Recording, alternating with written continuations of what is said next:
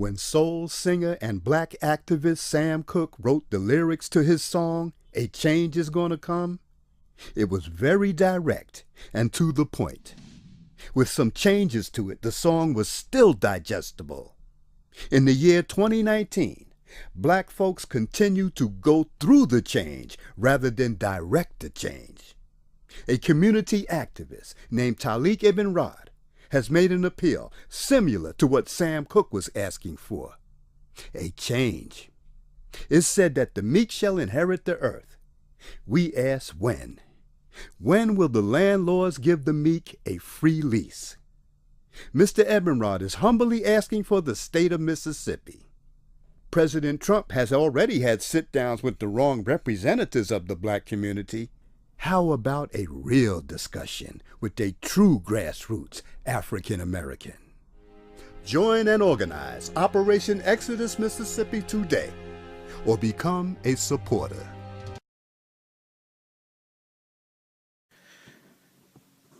I'm not really worried about convincing you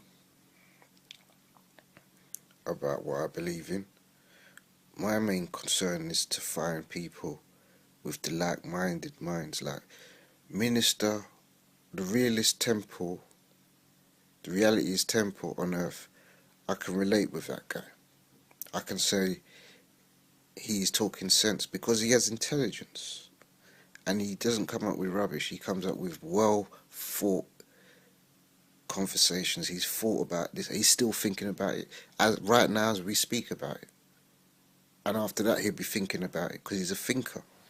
He's not just a doer taking information and repeating it. He's a thinker. He's been intrigued. His mind's been intrigued by reality, by things on earth that have woken him up. So enough respect to him. One of the greatest minds on YouTube who ain't got no establishment. I don't know what he has or what he does, but the greatest minds sometimes don't have much, you know what I'm saying?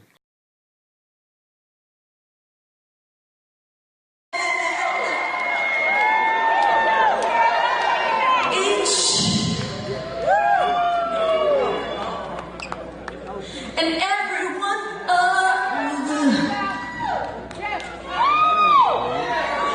on the count of 3, would y'all do this next part with us? Because you see, it's because of you guys that this. Everybody get outside. You know what the time is.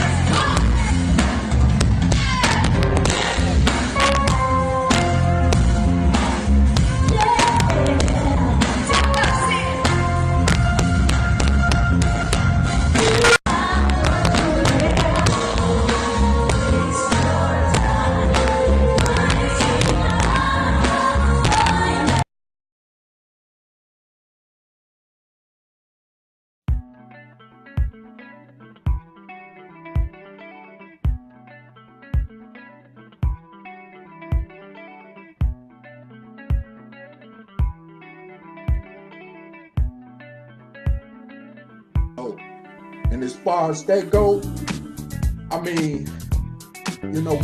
Free your mind.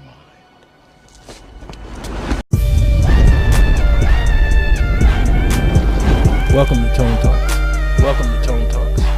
How's everybody doing today? This is Antonio Moore coming to you from Tone Talks with a quick hit. I just wanted to go over American DOS, ADOS, and explain how it wasn't created by Russians, and these aren't Russian bots. These are our fans, Tone Talks and Breaking Brown fans, that have been collaborating, getting together on black politics for several years. So recently, Joy Reid, Angela Rye, Joy Reid of MSNBC, Angela Rye appears on CNN often. They've been going around saying how ADOS was either created by the Russians or actually distributed by the Russians, and you know, it's just not the case. What you actually see is that black Americans from Louisville to California to Chicago have collaborated around the reality of underrepresentation of lineage inside of talking about American blackness. The only thing that makes American blackness really rooted and matter is the fact that we were slaves, and then post-slavery we had peonage and the like.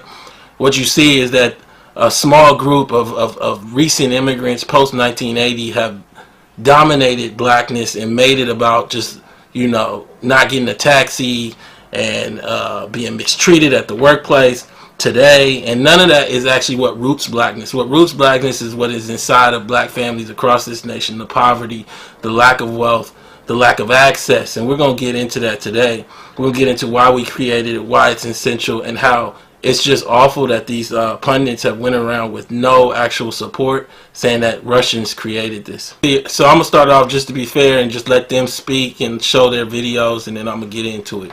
There is nuance, but there are also identifying factors. For example, right now, from the Black Identity Framework, there's a new sort of hashtag and or identity that's in their bios called ADOS or DOS, which is standing for Descendants of Slaves. So it's the indication that they are someone who was born in, as a descendant in the United States, who is representing Black America and has the vernacular and the language that people would believe is someone who's a part of our community, who's either debating about Camilla or debating about Booker, because that's who just announced, and trying to say, we know who's the most, who's Black in America, and making sure that they're, sort of talking in this vernacular that makes it look like that they are in support. Black American. I did see a huge uptick in. You've never heard any of my speeches, clearly don't pay attention, that's fine. But the challenge I have now is, if you follow the narrative, it is very much about, we can only talk about reparations and issues specific to Black Americans who are not immigrants, because when other people come here, they're not looking out for our best interests. Number one, that's an overgeneralization. Number two, it's dangerous. I believe that it was paid for by Russia. And I'm not saying not that everyone who uses that hashtag now is a Russian bot, but I believe it originated from Russian bots, in the same way that some of the stuff around the crime bill happened in 2016. There was some lower level. So now we're back, and if you think about what Digital Sister said on Joy Reid's show, but the fact that this woman was on Joy Reid's show makes Joy Reid responsible, and afterwards Joy Reid joins in. She basically asserts something without any factual support, no forensic support. We've seen this before. We saw it with Dr. Martin Luther King Jr., where the bus boycotts, where it was accused that it was Russian backing, because it's impossible for American DOS, African Americans, to get together and have this discussion at this level. It's impossible for us to really use Twitter beyond celebrity and beyond just talking about, like, rock the boat, to really talk about Black issues and talk about what's needed to move the DOS, the African American community, forward here that's native. Let's talk about it today. We in it. So let's talk about who created this thing. This was American DOS, ADOS was created out of the brain trust of myself, Antonio Moore. I'm a UCLA grad, Loyola Law School grad, nominated for an Emmy for the documentary Freeway Cracking the System, in which we uncovered the Nicaraguans involved with the Iran-Contra scandal. Go check it out, IMDb me. And then also you have Yvette Carnell of Breaking Brown, who worked in Capitol Hill, graduate of Howard HBCU, and a political commentator who has a long-standing show called Breaking Brown that's on YouTube. I myself have a show on Dash Radio. I've done it every week for a year and a half, and I also have a YouTube channel called Tone Talks. So this is real legitimate discussions. Just this Friday, I interviewed Sandy Darity, professor and economist Sandy Darity, who actually created, along with Dark Hamilton, baby bonds, which is being used by none other than Cory Booker in his senator campaign. It's one of the crux of his senator campaign. And Yvette Carnell last week interviewed, who was murdered in Kamala Harris's offices, failed to properly investigate that murder, and why it happened under Lee Baca, the sheriff that was in so much scandal. And Yvette interviewed last week. We're doing real politics. So the accusation that this ADOS, American DOS, American Descendants of Slavery, was created by Russian bots is not only irresponsible, not only dangerous, but it points to a larger problem with these pundits, that they don't understand Black America, what's going on, and it begs to question why they're on TV at all. Understand why we made it American DOS.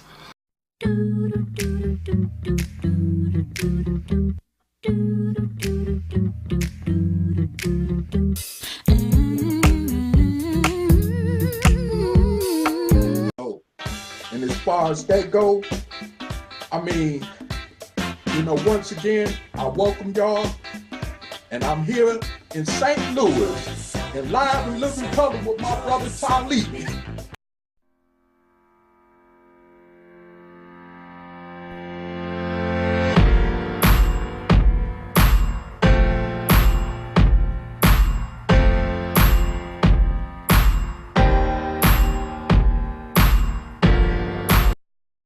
Humans have invented and reinvented money again and again across hundreds of years. Okay, dope. We're online here, and this is Angel Snubbed Up 7. Of course, this is Reality's Temple on Earth Internet Ministry, and I have here on speakerphone brother assistant minister Taalik, and we are just going to for a few minutes talk about or speak about this ADOS thing. And go ahead, brother Taalik, while your mind is fresh. Yes, sir. Relating to that, by the way, brother, I just saw that video once again, and the analysis that I got from that, rather to say, is that they still dealing with statistics and all this. Okay, we as a people been dealing with statistics for years. We know what our plight is in this country. Mm-hmm. That's old news, basically. You know what I'm saying? We know that we still bear the cost of our enslavement, or rather the enslavement of our ancestors. We still bear that cost today. But what have we effectively done about it instead of begging the white man, as well as for reparations? Mm-hmm. Like, I just heard in a video, a live hangout video by the Son of Man. I heard the Son of Man quote something by Elijah Muhammad, where he said the only way that the Caucasian will ever respect the so-called Negro in America is that if we go ahead and go after what we want, as far as true freedom, justice, and equality, and not continuously beg these people for it who never intended to give us that. Matter of fact, we got to realize they never intended on even freeing us from so-called chattel slavery to begin with. Okay? So we still coming up with this narrative about reparations. Mm-hmm. And but I understood where the brother was coming from in terms of these so-called black people who come from immigrant backgrounds, who come over here to America and benefit off the backs of what our ancestors fought for so long, mm-hmm. especially through obtaining some civil rights and this and that. But my thing is this here. Until we finally wake up, as a masses of people realize that, the Caucasian rulers of this nation is not going to simply give us reparations or, make provisions for us where we ain't got to pay taxes or where we could go to school for free, like they've done these other people such as Native Americans, and like they've given reparations to these other groups. And like you said before, not too long ago, we are not those people. Right. So, I mean, now you're referring to us as American descendants of slaves, or, you know what I'm saying? But the thing is, we have a platform over here called Operation Exodus Mississippi, mm-hmm. that identifies directly with our plight. Mm-hmm. In terms that all we simply got to do is go take over the politics and get control of the politics of a state such as Mississippi. And from that point, once we achieve that, then we could build from there.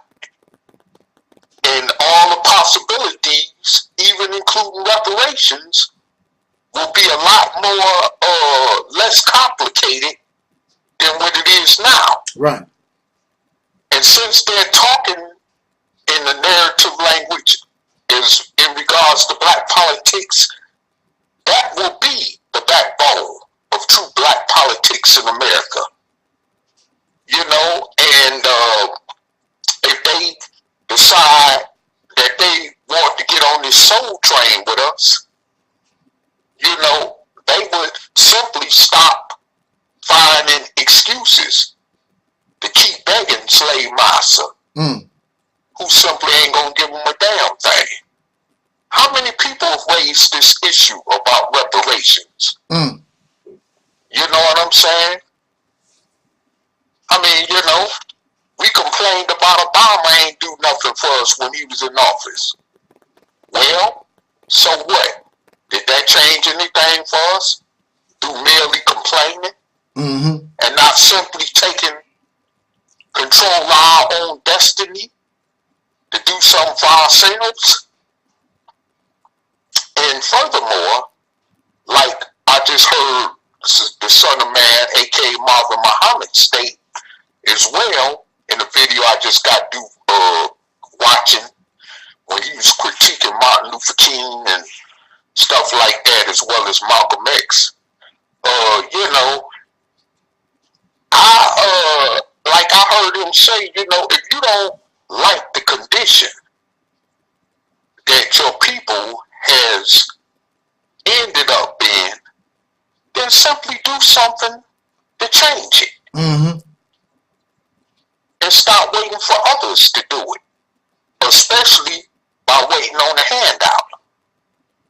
We saw what that did for the civil rights movement. Now look at how they overturning the laws.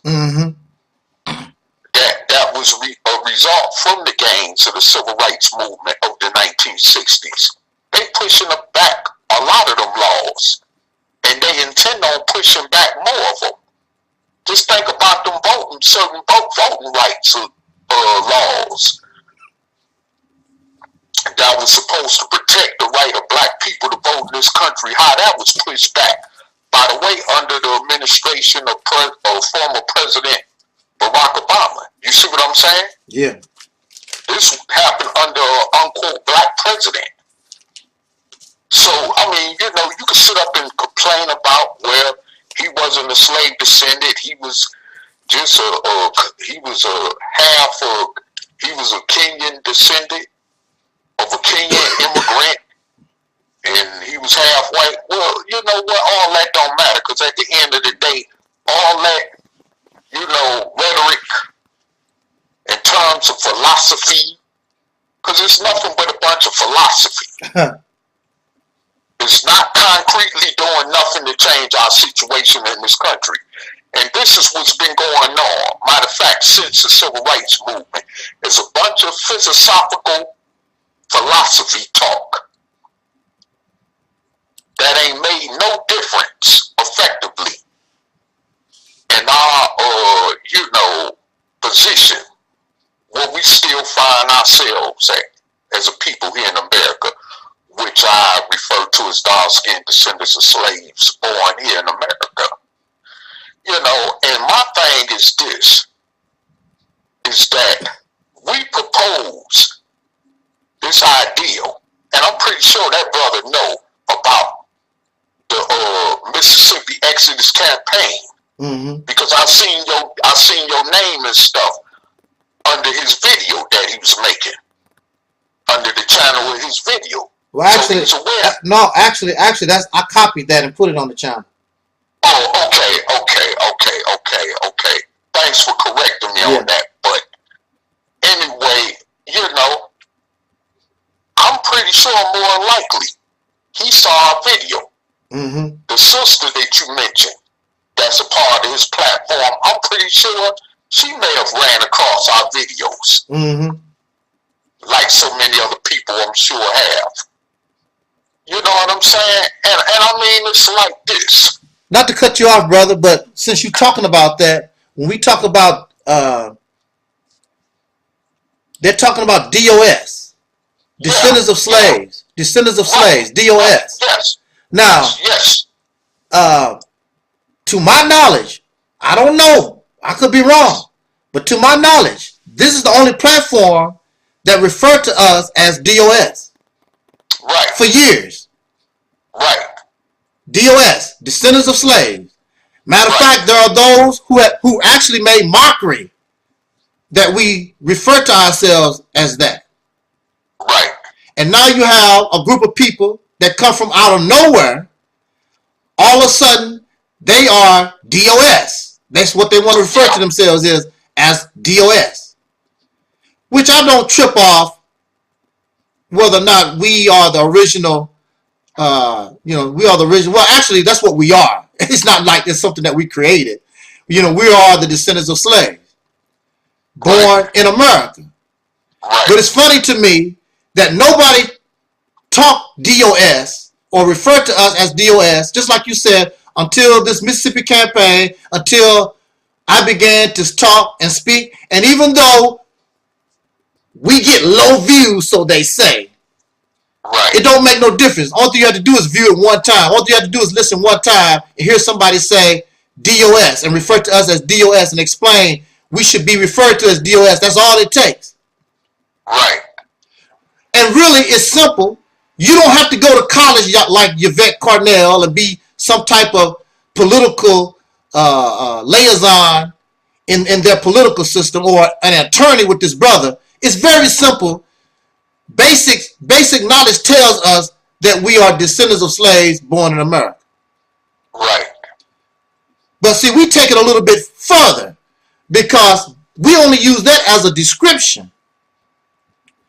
And we take it a little bit further because we suggest that we refer to ourselves as an identity. DOS is just a description, but as an identity, we suggest that we identify as soul people.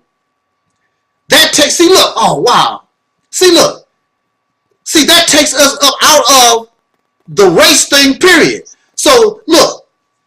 See, if we call ourselves and identify ourselves as soul people, then you don't have to worry about people from Ghana or Nigeria or the Bahamas or Haiti. You don't have to worry about those people. Because when you talk about soul people, they can't be soul people. When you talk about soul people, the only person that comes to mind are those who are the descendants of slaves born in America, the American-born, dark-skinned people right here. So they don't qualify. They could not qualify. But if you use the word black and refer to everybody as black, well then, if they are black, then they qualify. Because they are black. Now, I heard the brother mention that they part of their agenda was pushing for those that's willing to speak for us in terms of our plight and the best interest of our plight. Mm-hmm. Well, if he feels that way, and if Sister Yvette Carnell, I assume, feels that way as well, since they coming from that same platform, why don't they join us at this platform as well? Mm-hmm.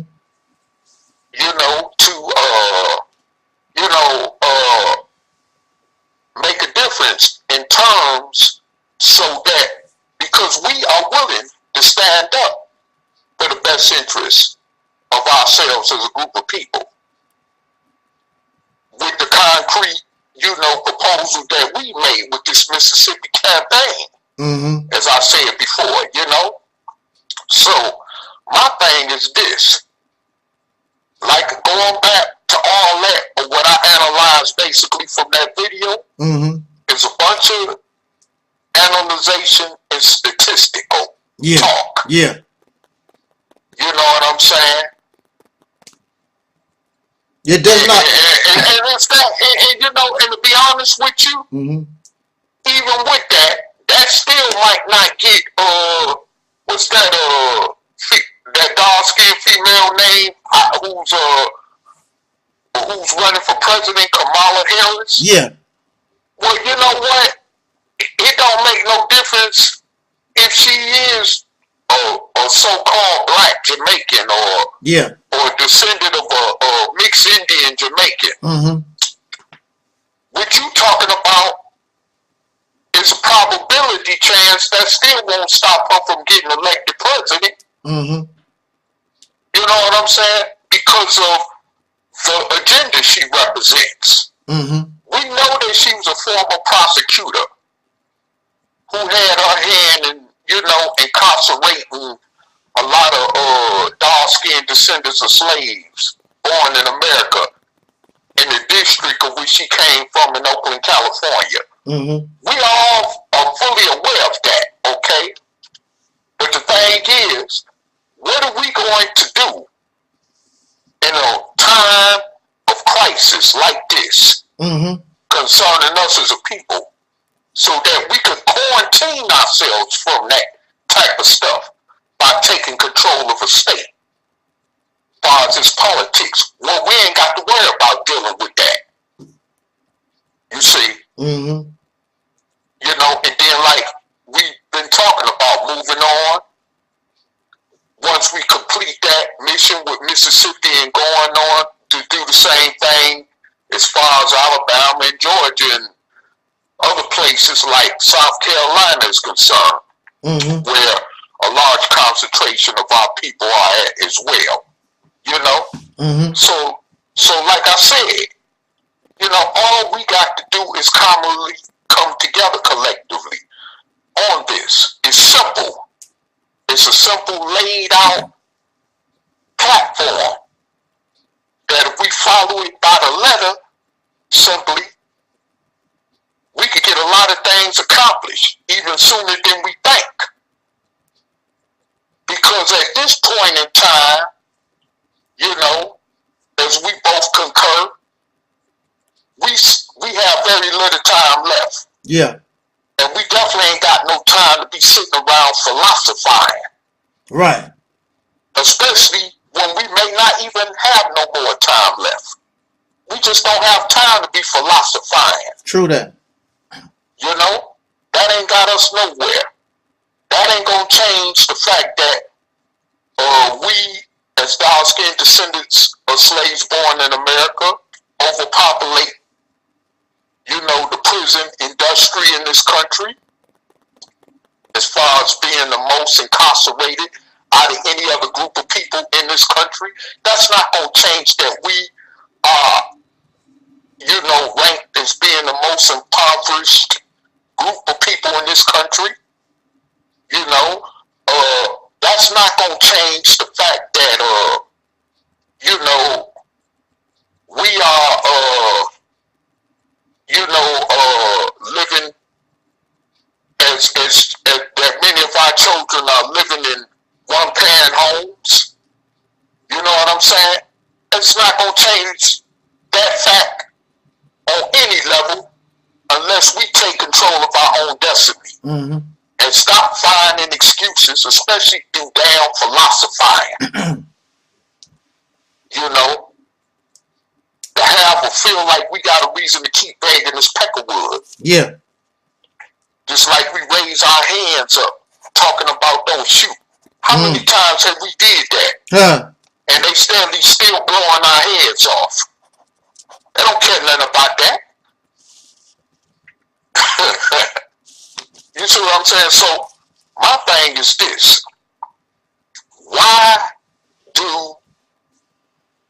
Why don't we come together on a common collective basis and unite and stop the buffoonery? They're not interested. Apparently. They're not interested. They're not interested. I concur with you. Yes, I concur very much with you. It don't take it's not rocket science to unite with nobody. No, it's not. No, it's not. Every other group of people has done it. Yeah. It's easy to do. Anywhere they've been oppressed on planet Earth, we know this is a historical fact.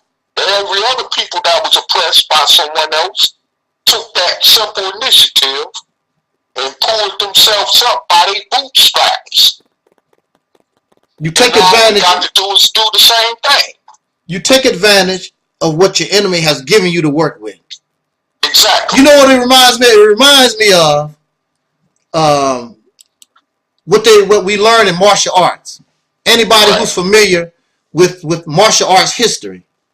Yeah. A lot of these weapons and things that you see in martial arts, and I know this one person, if he was on the panel with us right now, he would say, martial arts come from Africa. Well, I'm not going to talk about no Africa, okay? I'm going to talk about what I know. I'll talk about that when I learn about it. I'm going to talk about what I know.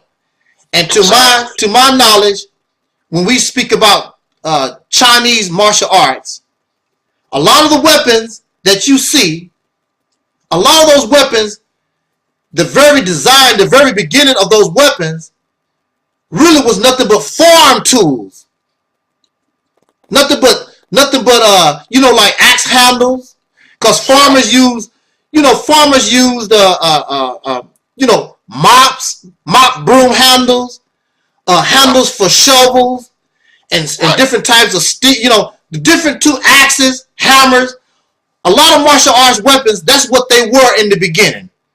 Yeah. And the farmers, the Chinese farmers, they learn how to turn their farm tools into weapons. Right. They had to use what was available to them. Right. They didn't have the fancy weapons that the enemy had. They didn't have that. Exactly. So see, this is it. This is what a lot of folks don't understand. You have to, we don't know how to fight. That's it. We just don't know how to fight. You know what it reminds me of is when, you ever seen girls that don't know how to fight? Right. They just be throwing their arms, hoping they hit something and just flailing. That's what we have been doing for 400 years in this nation. We don't know how to fight. We just been flailing. We just been throwing our hands up and hoping we get a punch in. Right, exactly. That's what we've been doing for 400 years. Right. The best fight we ever had was probably the Civil Rights era. And you know what? Like I say, going back to that, ever since then, and as you've even yourself spoken on, just like now, we have done nothing effectively in terms of where policies will be changed. Mm-hmm. In regards of how our existence as a people in this nation is affected. None of that has happened since the Civil Rights Movement. Mm-hmm. And once the Civil Rights Movement ended, that was a wrap on that. Yeah. At that point, as we could see up to now, everything else went downhill. And like I said, even those little gains from the Civil Rights Movement, that was passed through legislature and made into law, has been pushed back. And it's steadily still being pushed back. And they're going to continue on finding ways. So you don't have nothing. Back. Exactly. And like I said, they was doing this right up under the nose of your, unquote, last president, who is, unquote, black. Mm-hmm. Did he step in and do anything to stop it? He's not supposed to. Exactly. He's not supposed to. He's not supposed to, because he's the president of the masses of the people here, and they have a agenda for this nation. Exactly. And he has no loyalty, and he's not part of us anyway. What you expect from this guy? Exactly. He's not part of us. He's not a DOS. Right, he's not that. His whole mindset. Now I would tell you from what I know about him a little bit. I heard that in general, he was a compassionate guy. He comes from out of Chicago. Yeah. And he done a whole lot of different types of work, to help community service work. Yeah, a whole lot of things of that nature. Right. But see, what he probably didn't understand is that once you start climbing up the ranks of politics, especially when you talk about the presidency, it's a whole different ball game. Exactly. The president is just a face. The president, even the Congress, even the Supreme Court are not the rulers of the land. Right. All this stuff is controlled by those who have money, like it always have been. Remember, this nation was founded by and it was founded by people, the rich landowners, Caucasian male landowners. That's what it was founded upon, and that's who is the greatest beneficiary to this day. Right. So everything, every law, everything that's done has to benefit that particular group. The Caucasian landowners. Matter of fact, I'm gonna tell you, I don't even think I would put Bill Gates into. I think he's just a rich guy, but I don't think Bill Gates. He's not part of that group that really control and run nothing in this nation. Right. He has money, but he's not, because what we're talking about is old stuff that goes back generations, and they teach their children this is how we run things here. Right. And Bill Gates was not part of that clique. Right. He's not part of that clique. But going back to DOS itself, that's a good description for us. Right. Descendants of slaves, but like I said, we add born in America. Born in America. And so with that said, brother, even, not to cut you off, but even if this lady, Kamala Harris, who's running for president, is elected, we already know, once again, as I stated earlier, somewhat about her background, especially in law enforcement as a prosecutor from out of California, you know. So, we definitely, not only because of the agenda that she comes from, the agenda background she comes from, but also due to the fact that because she comes from a immigrant background, even though she looks kind of dark skinned, we can't expect her, of course, whatsoever, to do anything in terms of reversing the present plight of our situation as dark-skinned descendants of slaves born in America. And we do not need to expect anything out of her at all, just like we shouldn't have never expected anything out of Obama in that case. You see what I'm saying? So, and by the way, Cory Booker, you know, who's also running for president, another dark skin, but he's a dark skinned descendant of slaves born in America, okay? He's more of a dark, even though he's lighter skinned, but he's more of a dark skinned descendant of slaves born in America than those two that I just mentioned. But don't expect for him to do anything, because he didn't do nothing for the people of New Jersey when he was mayor of that city. You know what I'm saying? And he came from a background where he even lived in the public housing projects in Newark. You know, before he became a high profile politician. You see what I'm saying? So, like you said, when these people get into politics, like you say, the situation compels them to switch up whatever original agenda they had, even if it was coming from sincerity. This is one reason why a lot of people don't know, but Martin Luther King Jr. did not get involved in politics. That's why whenever he worked in his own way, in the best way that he knew how, as far as trying to bring some change to our plight as a people in this country during his time, he saw it was best to do it from outside of politics. Whereas his tactics influenced, you know, which we know as the little gains that we made from the civil rights movement era of that time. You see what I'm saying? But he chose not to get into politics. Bad as they wanted to even give him a political position, just hand it straight to him. but he refused. See, a lot of people don't know that. I didn't know that.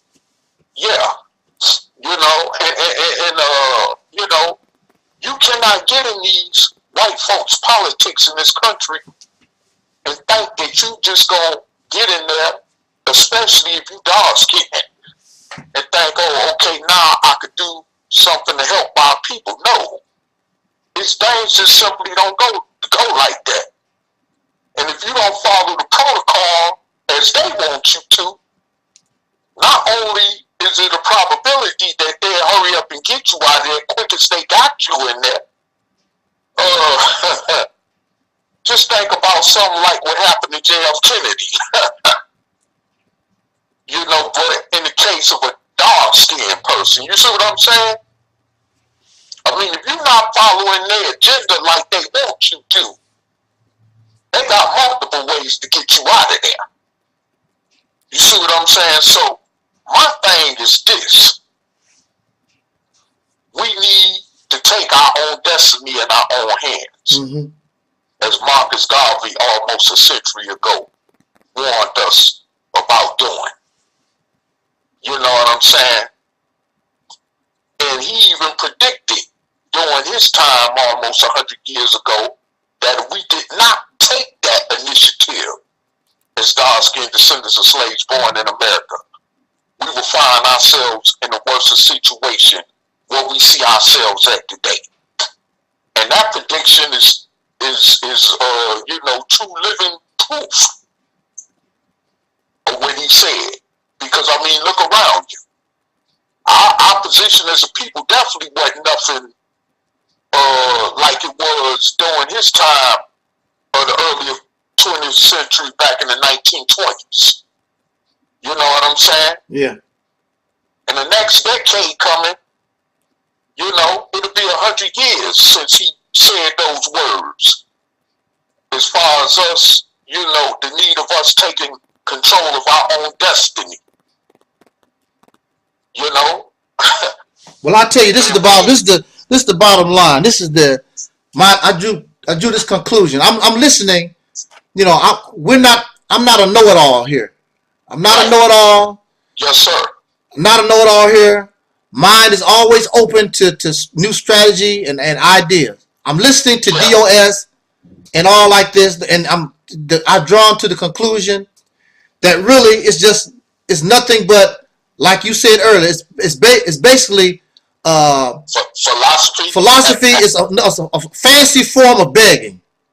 Yeah, exactly. You begging the people that created the problem to solve your problem. You begging the people to help you that created the problem to help you do something that they don't care nothing about. They don't care nothing about us like that. Yeah, no, they don't. You know, this is the thing. It goes back to you have to be okay. They owe reparation. Common sense tell us, logic tells us that's not going to happen. Right. I don't care what story you bring. I don't care what you do. I don't care how you say it. It's not going to happen. If it was going to happen, it would have happened a long time ago. These people was not interested in giving you 40 acres on a mule. What make you think they're going to, for some reason, have a kind heart, a change of conscience, and give you all the things that this brother was talking about in that video? It's not going to happen. You have to be smart enough to put yourself in a position to take it. You know you can't do it militarily. You know that. Let me, before you conclude. I'm going to say this. You know that you cannot do it militarily. So, yes. so you have to come up with a strategy that's going to get you what you want, whether they like it or not. Matter of fact, they're going to mess around and help you get what you want. And that's the reason why it's important, and that's the reason why the Mississippi campaign was designed for that, because what you do, because in order to negotiate with anybody, you got to have something to negotiate with. Yeah. You don't have nothing. The only thing you're doing is running your mouth. You don't have nothing to negotiate. The only thing you're doing is sitting back in the cut and hoping a bastard that enslaved your ancestors, raped your mothers, castrated your fathers, dropped bombs on your people in Tulsa, Oklahoma, and elsewhere, and in recent times, Philadelphia, Pennsylvania. You thinking that for some reason they're going to have a change of heart, and just because you cry, and then you're going to complain about who gets what, talk about these other people, what they're going to get, well, we don't want them. Then you're not going to get nothing. They would rather give it to them than you. Can't you see that? You don't have nothing to bargain with. The Mississippi campaign offers you a bargaining chip. It offers you an ability to gain some power. But see, again, it goes back to our point. In order to do something this big, we have to have unity. And I agree with that brother. Pharaoh said that, and unfortunately, he's a victim of his own words, because he said the reason why the Negro or the colored or African American, whatever the hell you want to call us, the reason why we do things on a small level is because we don't want to unify. That includes him. That includes Yvette Carnell and this brother, ADOS, the Kemetic folks, the black Muslims. They all want to do their own thing. They all want to do their own thing because they don't want to unify. Like getting paid at Savior's Day today. Yeah. Yeah, $75 a ticket. You will get more for your money free by going to listen to Soul Liberation Day 2019. Matter of fact, I re-uploaded Soul Liberation Day on Facebook again. That video, that 2 hours and something that we did, yes, sir, has, by this time, probably 3,000 views or more. And nobody is challenging it. Nobody. They say I've received some silly words, but I mean for real, challenging the Mississippi campaign, there's no challenge. There's no challenge. And also too, before you finish, brother, I just want to add this in there. Like you said, what make you think of people who enslaved our ancestors and brutalized, lynched our people, is going to give you any damn thing? Right. And number one, I want to reiterate, I want to iterate something too, just to make it clear. Before our ancestors was supposedly freed from slavery in 1865. For those of you that don't thoroughly know about the history dealing with the issue of slavery in this country, that on two different occasions prior to even Abraham Lincoln getting elected as president, that governments under other previous presidents before him was discussing the ideal of ending slavery, and even was, about to pass legislation on ending slavery twice prior to 1865. But of course, it did not turn out that way, as we see with history, obviously. Yeah. So the point I'm making is these people never wanted to give us nothing. Right. Not even our freedom. No. Let alone anything else. And it had to take bloodshed through a damn civil war just to make that possible. And to tell you the truth, Lincoln's main concern was definitely not about freeing slaves. No. Just to, add that to the record. Yeah. And you could go do your research about that. All he was concerned with was that the South was economically becoming more developed and was trying to compete with the North on economics, because the South main economic crop was growing cotton, which kept the South's economy flourishing, and the Confederacy wanted to expand, their empire westward, to uncharted lands such as like Kansas. Wait a minute. You sure you got that right? Because to my knowledge, yes. They wanted, yes. Yes. Wait a minute. See, look, not to cut you off. To my knowledge, that's vice versa.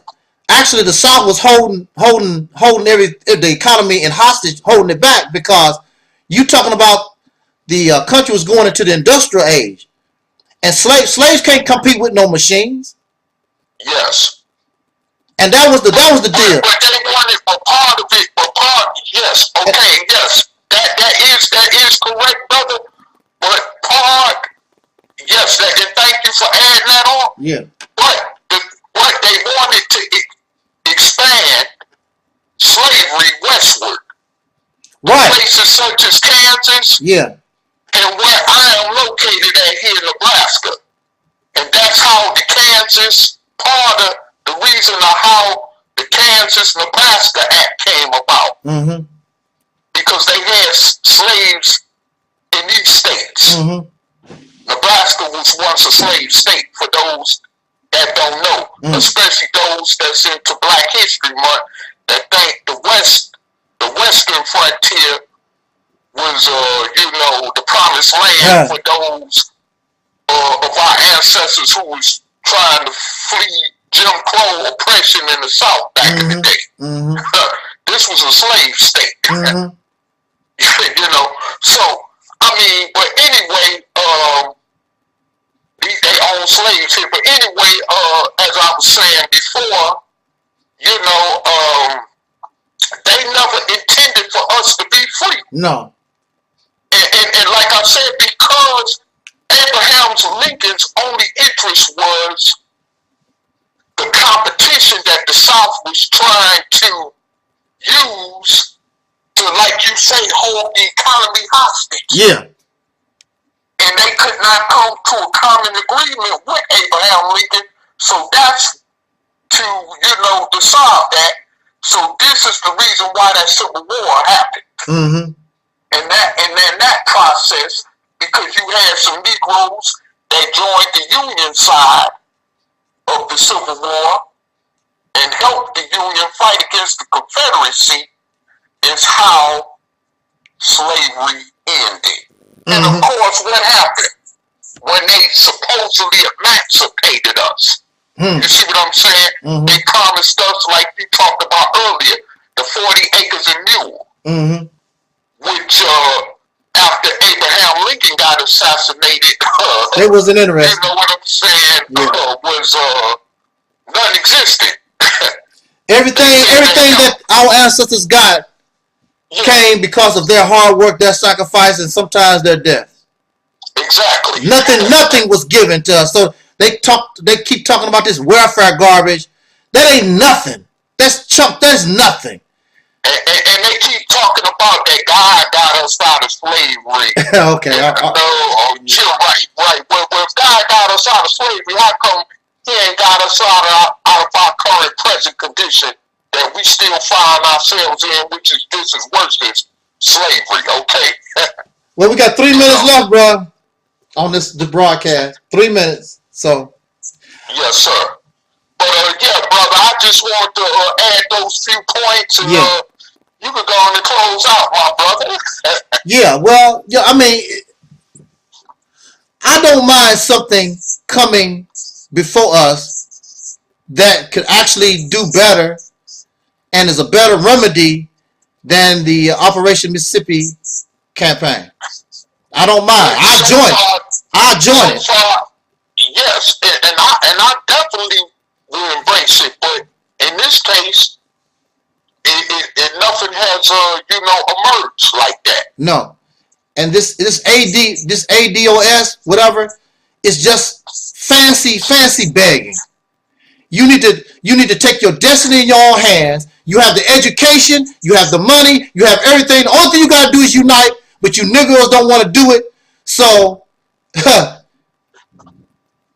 what they said, tough cookies. Ain't nothing gonna get done except keep making videos. That's the only thing you're going to be able to do. Keep making videos. You're not going to progress or do nothing.